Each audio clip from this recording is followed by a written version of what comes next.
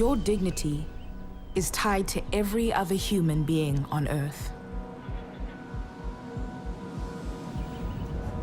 When millions of us struggle to survive, human energy is diminished. When so many of us are still hungry, human potential is suffocated. Poverty has many forms, but no borders. To become fully human, we must free ourselves from the tyranny of poverty and from the grip of hunger everywhere. People live in extreme poverty and children 6 are milhões dying. de brasileiros vivem na miséria, com menos de R$ 70 por Problems are mês. huge. We have a community that for centuries has been Em abandoned. casas improvisadas, sem acesso aos serviços mais The true básicos. problem on the subject of access to education in these areas, and we all know that education opens doors to the future. Programas de transferencia condicionada y derechos humanos. Para empezar, se debe definir los programas de transferencia condicionada, los cuales son programas de política pública que se han desarrollado en América Latina a causa de la llegada del neoliberalismo, dado que la población se ve en situación de pobreza y con condiciones degradantes, por lo cual exigían nuevas políticas sociales. Los gobiernos ante esto diseñarían programas de transferencia monetaria para intentar frenar la situación de pobreza. En tal sentido, se expandirían a lo largo y ancho de la región latinoamericana. Pero, ¿esto realmente ayuda a superar la pobreza? Responderemos a esta cuestión desde el análisis de dos casos. El primero, Familias en Acción en Colombia, un programa que fue creado con el fin de continuar programas contra la pobreza, los cuales tenían como objeto mejorar los ingresos de la población. El segundo, Bolsa Familia en Brasil, como caso paradigmático al ser el programa más grande de transferencias en el mundo. Por lo tanto, es necesario un enfoque para analizar la pobreza, teniéndose la posición de Human Rights, quienes afirman que la pobreza es la ausencia de la protección a los derechos humanos. En tal sentido, se parte de la idea de que la superación de la pobreza en América Latina desde los programas de transferencia condicionada ha sido superficial o parcial desde este enfoque. En tal sentido, se buscan establecer varias críticas sobre si los programas verdaderamente garantizan la existencia de una igualdad para todos sus beneficiarios. Respecto a si los programas de transferencia condicionada ayudan a que se garanticen todos los derechos y finalmente acerca de si son los derechos que se garantizan en materia de calidad suficientes. En cuanto a la dignidad, a la igualdad, podemos encontrar la crítica del enfoque basado en derechos humanos hacia las condicionantes, los cuales son las pautas establecidas para que las personas puedan ser beneficiarios. No obstante, la idea de que a todo derecho debe acompañarlo un deber, esta es una de las dificultades de los programas, puesto que las personas que se excluyen están en situación de necesidad frente a los aportes monetarios que los programas de transferencia condicionada ofrecen. En segundo lugar, ¿los programas de transferencia condicionada garantizan todos los derechos? La respuesta es no. Esto porque se centran principalmente en ofrecer garantías alimentarias, educativas y pocas veces de salubridad. Partiendo de lo anterior, estos no garantizan la protección de derechos humanos y por consiguiente tampoco la superación de la pobreza. Finalmente, en lo que se refiere a la calidad, es posible denotar cómo los derechos humanos se han manejado por los gobiernos como una mera lista para rellenar. Esto entonces plantea como dificultad el no análisis de la verdadera satisfacción de los derechos de los beneficiarios. A esto se sobrepone un problema teórico que es planteado desde un enfoque crítico, cercano al constructivismo, el cual afirma que el enfoque de derechos está centrado únicamente en el deber ser de las cosas. Similarmente, afirman, los sujetos son institucionalizados para que puedan ser considerados verdaderos titulares de derechos humanos. Esta crítica se intenta solventar teniendo en cuenta otros dos aspectos. El primero de ellos, desde el enfoque basado en los derechos humanos, que tiene en cuenta más aspectos respecto al análisis de los derechos humanos y cuya implementación se ha dado en países como España. Por otro lado, el modelo de Ostrom, quien propone analizar el contexto en el que las políticas son implementadas.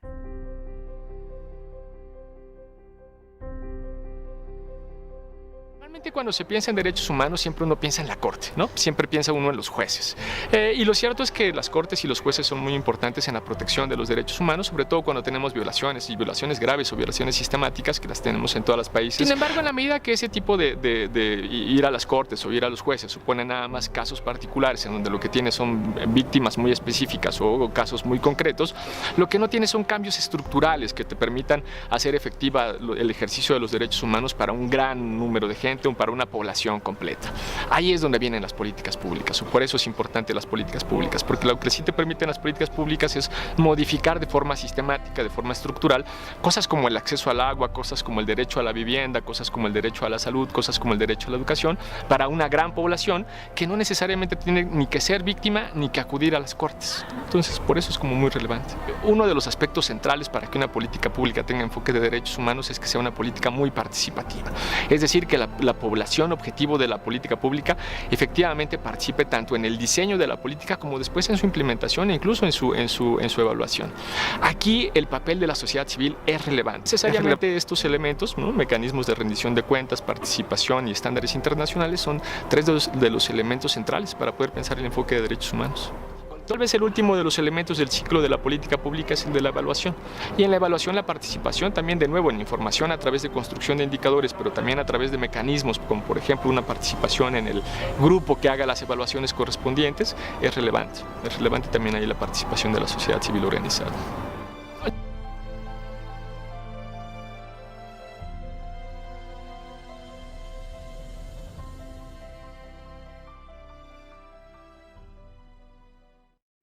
Basados en lo anterior, se plantea un modelo investigativo para hacer una evaluación de los programas de transferencia condicionada desde el enfoque de derechos humanos, por lo cual se deben evaluar los derechos humanos siendo estos: alimentación, educación, seguridad social, vivienda, salud y trabajo. Y además, tres agrupaciones de derechos basadas en sus características similares para hacer manejable un modelo investigativo, siendo estos: participación con garantías, la cual incluye derechos de libertad de opinión y expresión y derecho a participar en asuntos políticos. El segundo, lo que denominamos garantías jurídicas, que se encuentra relacionado con el derecho a un juicio justo, derecho a la libertad y seguridad de las personas. Y el tercero, el trato igualitario respetuoso, el cual comprende la no violencia contra la mujer y el derecho a la no discriminación y a la igualdad. Se debe señalar que de la lista otorgada por Naciones Unidas se excluyen los derechos a la vida y a la tortura al no considerarse fundamentales para evaluar la pobreza en el contexto latinoamericano. Sin embargo, debemos acometer parte de la crítica del constructivismo acogiendo el enfoque basado en derechos humanos, con el avance respecto a las dimensiones de los mismos. Con esto se quiere lograr un trabajo exitoso. En tal sentido, las dimensiones a manejar son: primera, la calidad, la cual se refiere a los valores de alocación que se dan, que será estudiada a partir de la revisión de las cifras oficiales. El segundo es la disponibilidad, el cual se refiere a la existencia de la estructura para garantizar los derechos. El tercero es la accesibilidad, haciendo referencia a que sin importar los recursos que se dan o que tengan las personas, se puedan garantizar y hacer valer el derecho. Estos dos últimos serán evaluados a partir de una encuesta a los beneficiarios, lo cual, junto con la revisión de cifras oficiales, son herramientas del método de estadística paramétrica. El cuarto se refiere a la participación, que es la intervención de los intereses sociales, lo cual será evaluado desde una entrevista a líderes sociales del programa.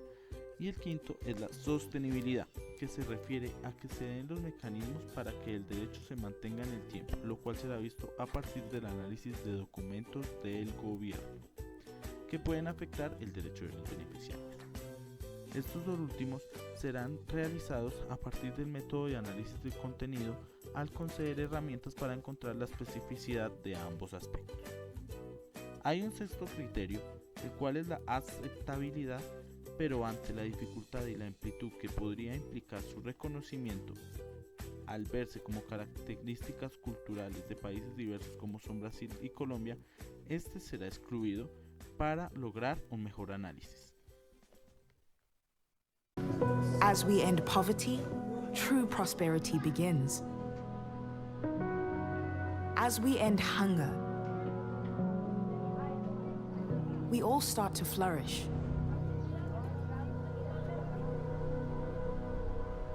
We have the ability, means, and capacity to create a world where all humans have dignity and our potential is fully realized. This is the story you are shaping.